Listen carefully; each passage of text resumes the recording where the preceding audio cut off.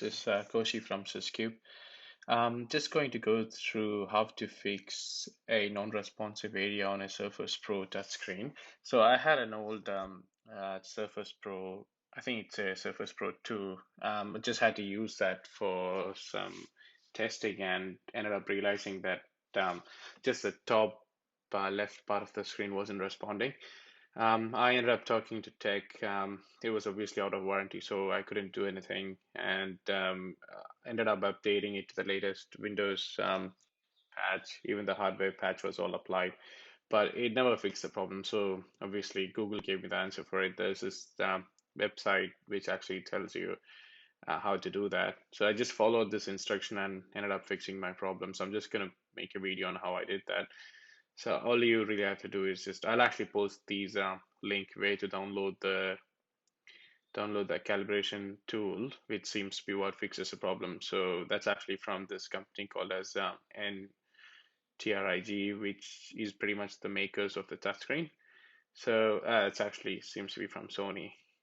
So you go to the download uh, calibration tool, and it tells you the system requirements actually Windows 8 and 8.1. But I've tested this on a Windows Surface Pro, which has got Windows 10, and it actually works fine. That's the file which it actually download. It's got a DLL file and an exe file which runs through the calibration tool.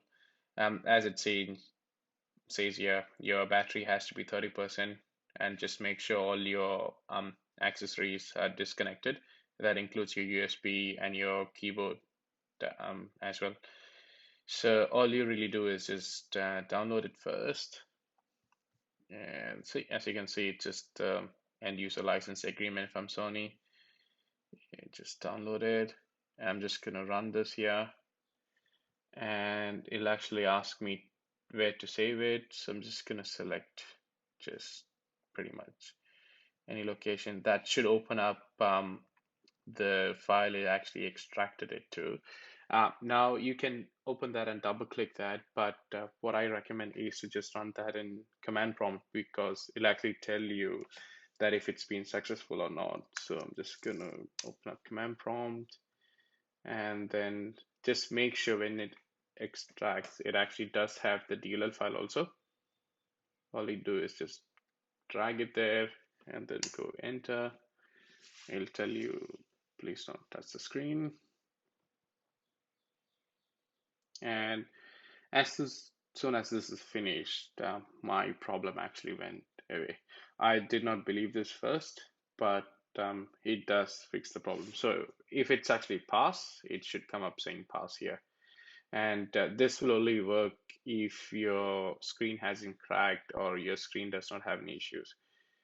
As soon as it comes with pass, you're good to go.